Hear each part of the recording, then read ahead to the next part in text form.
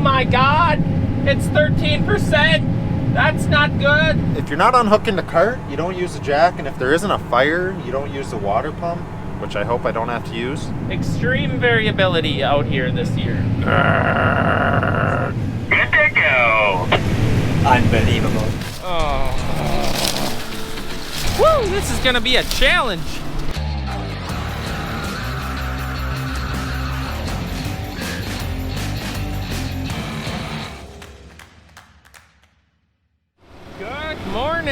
Good morning. It is a chilly one. It is our first frost here in Minnesota. What is it? October 8th. 32 degrees this morning. Fingers are cold, ears are cold, but that ain't gonna stop us from having a good day of corn harvest, so we're gonna do the best we can. Currently fueling up, greasing up, and warming up. Alrighty, off we go. I don't think that the frost on the plants should affect us. I know if you get enough frost that when it comes off the plant it can build up on your sib, but I don't think we got enough of that. The ditch is definitely white. I don't know if you can tell. It's got white frost in it. Came outside this morning and like, whoa! I knew there was a chance, but it was more frost than I expected. Ooh, everything's cold. She's taking 100% engine load. So we wrapped this field up last night around 9 o'clock, parked everything because the service truck was half a mile away, drove home. Now we get to road travel in the morning, which is no problem. Maybe better do it in the day than the night anyways. She is really folding fast for being so cold this morning. I was expecting this to be a snail. Typically when the oil gets cold in those cylinders, it really flows slow, but maybe something's changed. Maybe they changed something. It's like I got the oil hot all day. My top even folded. Wow, what is going on? Might be a good day. Everything's working like it's supposed to. Believe it or not, this is the first time folding this season for road travel. We've just been so close to the farm that we haven't just bebop 1 mile here, 1 mile there.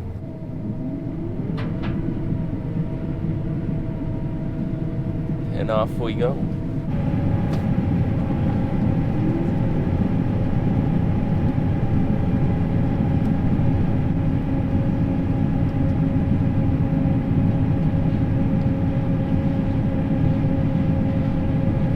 Of course, the shortest corn is where I want to poke in here, right where the compaction zone of the approach is. So that works great.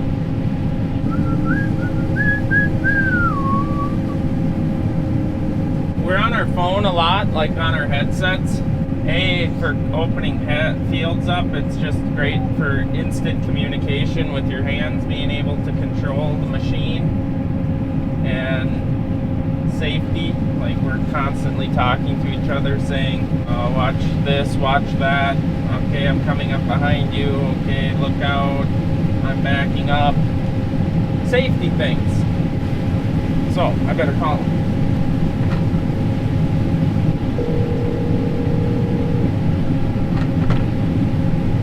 I don't know why they put Bluetooth in a combine for talking. It's the biggest junk they've ever made. Oh, here's the short corns. What's the moisture? Oh my God! It's 13%! That's not good! Brody! That's... What are we gonna do with the dryer? We need to merge Duggo in. Or do we wait till we're in the main rows to judge the field? Okay, suppose this grass is safe to drive in, or is there water levels beyond belief?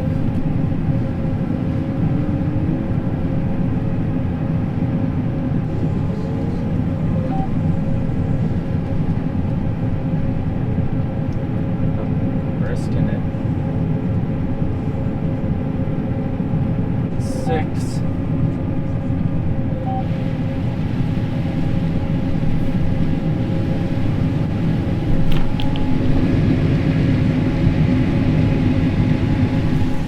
Good morning.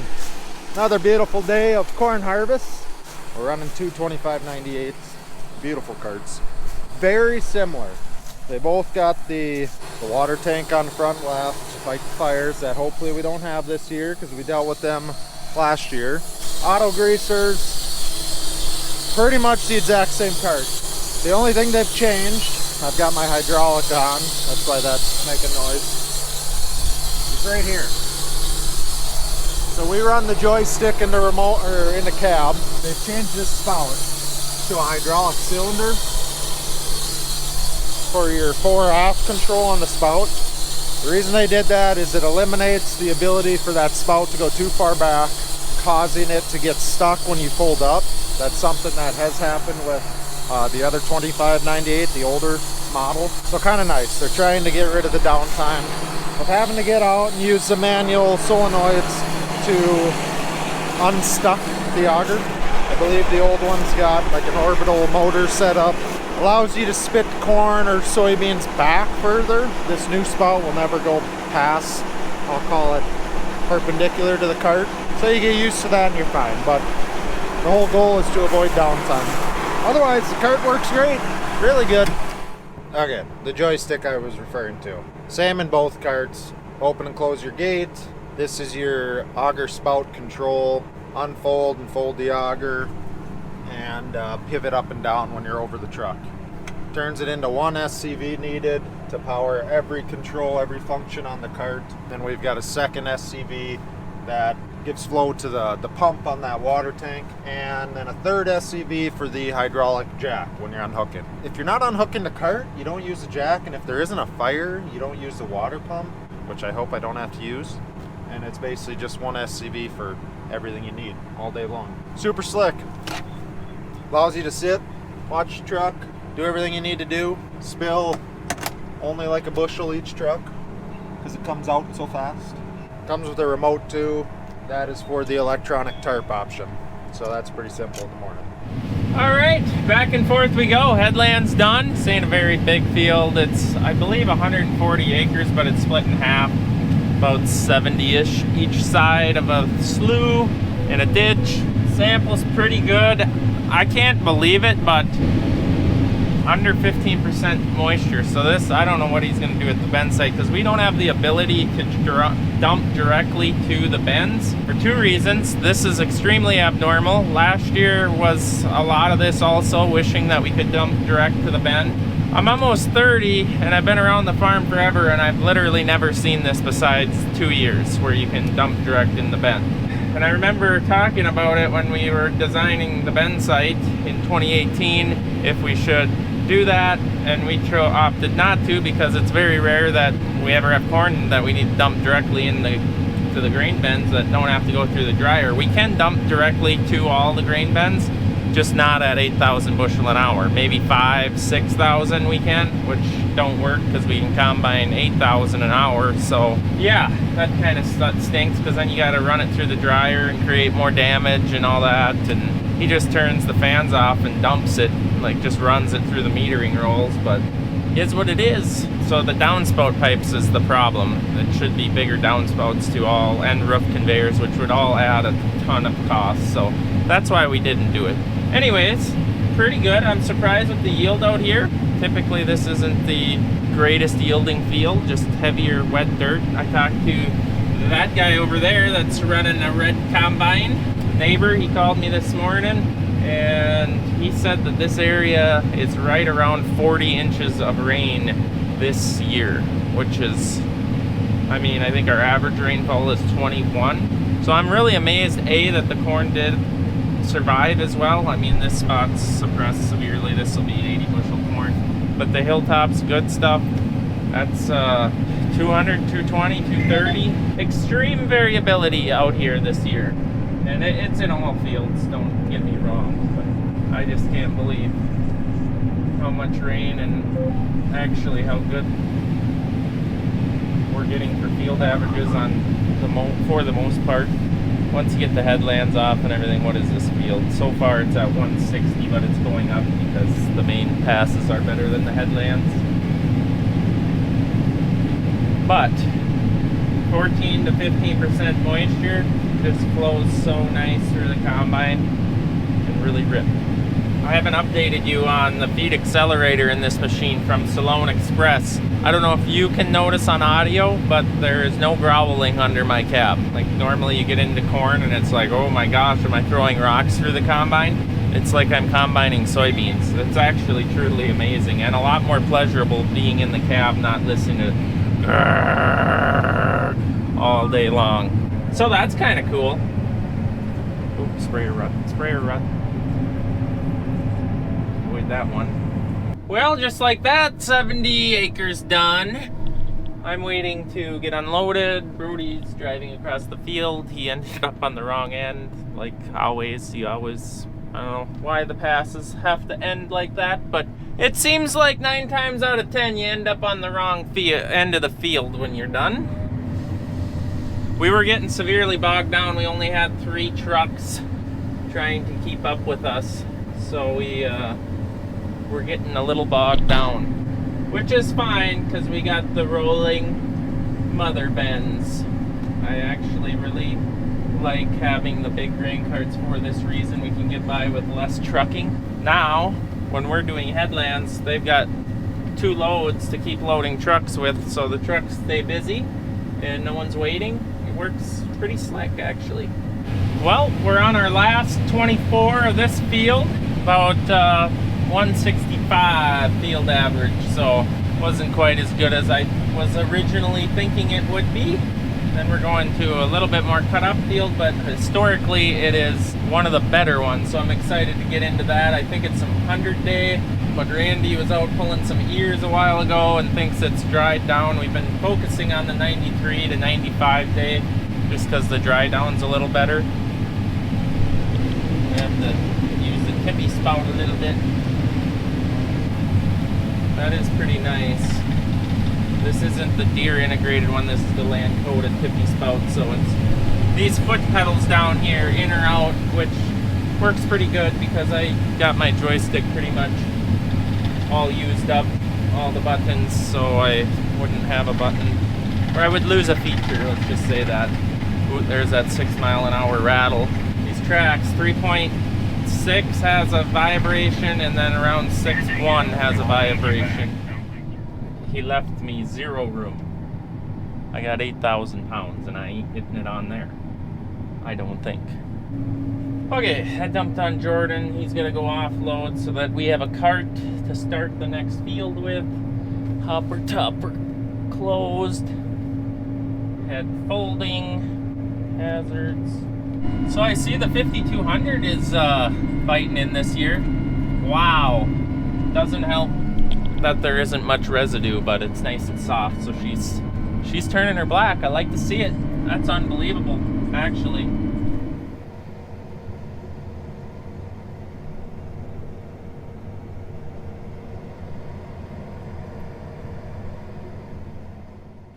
Well, we're on day 3 of picking corn.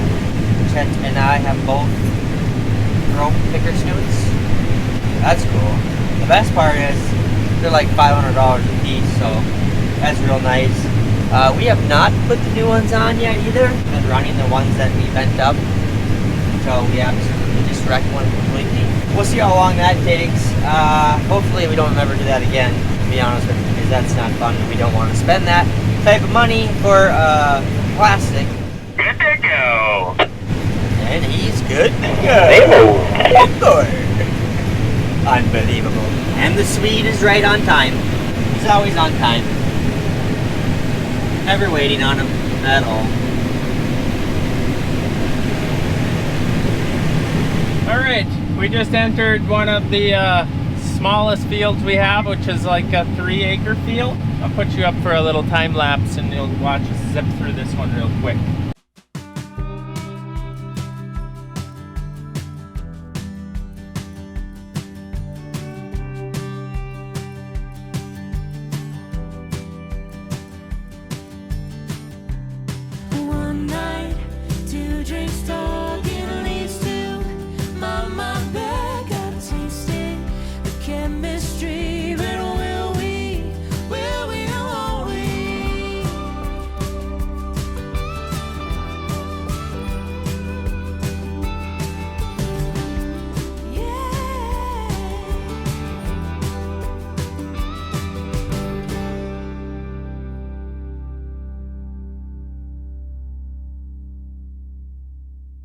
right, obviously we got done with the 3-acre field and 1 round around the field. Polished off another 27 here. So this is an 80 with the ditch that actually drains through the farm, drains Artichoke Lake, and it cuts this 80 in half. So it's about 60 acres of tillable here, 30 on each side. Now we're heading to a half section over there that's looked really rough all year long, just too much wetness, but we'll see what happens. This one was a 194. So I would put this in the category of one of the better fields. It's gonna be difficult to get a 200 field average this year, which is sad, but it's not unexpected. We have to stop to take a picture of this. This is the corn that we're talking about here for probably 60, 80 acres of this corn, or maybe more than that. My head raised up is taller than the corn. It's unbelievable. Brody says I shouldn't be able to see you right now. It's not even waist high. Yeah, this is the new hybrid called short corn. Yeah, no it isn't. Oh my gosh. What a disaster. What do we got for ears here? Brody.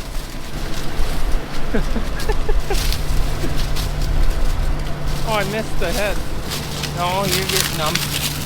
You're gonna get them. Not by much. About 8 inches at that height. Is that your 3 button or 2? Your deck plate's closed all the way? Well, you've got multiple stuck in there. Oh. Woo! This is gonna be a challenge.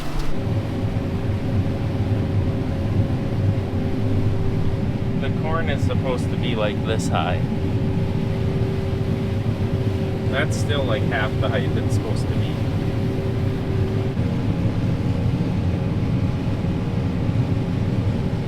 All right, we have extreme variability out here. Obviously that crap corn down in the corner, that's 30 to 70 bushel. And then we have 215.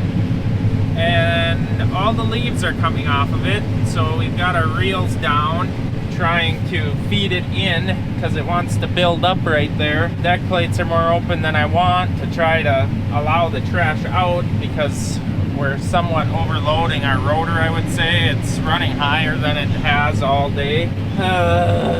There's many challenges in this field. Many challenges. We got mile-long rounds now. We're going up and over a driveway and picking it mile-long, so it will be very efficient. Yeah, our speed is limited to, not because of yield really, but because of the trash in the combine. Just typically all you're bringing in is maybe a few leaves, but a lot of mostly just corn cobs and maybe some husks and stuff, not like half the plant and every leaf on it. So that's limiting capacity, unfortunately. But it is a beautiful night, gorgeous night.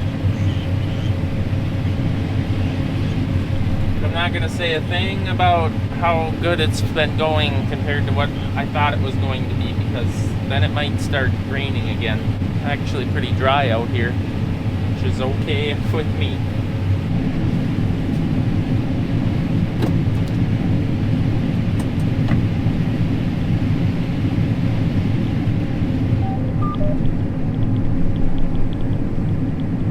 So Eric's girlfriend came out to ride with, and look at this. Isn't that amazing? She's gonna have to get the 20% tip on Venmo. Maybe delivered, maybe it's gotta be more than that. We'll see. Thank you, we appreciate it.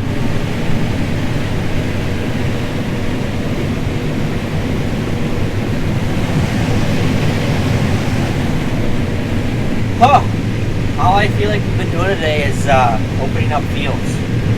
I think we've been at 6 different fields that we opened up, and we're finally on a half section, and now we're on mile-long rounds. So we're really pushing out the bushels per hour now. Everything's cooking right along, and things are going smoothly. I think we're gonna run for another half hour or so, and call it quits on the night and continue tomorrow. Well, I guess that's the night. Shut her down and continue tomorrow. So we're driving back to the farm right now. We're almost back because we're only a mile away, so we just drive back instead of bring the service truck out. You know, point, might as well drive back and feel up at home, look things over in the morning at the farm, and continue with the day tomorrow. So.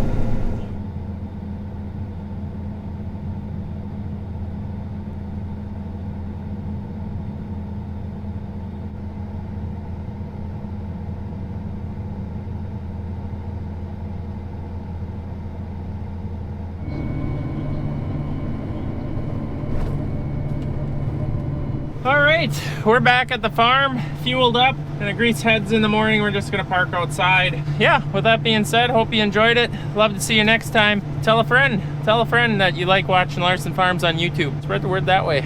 Thanks for watching. See you guys later.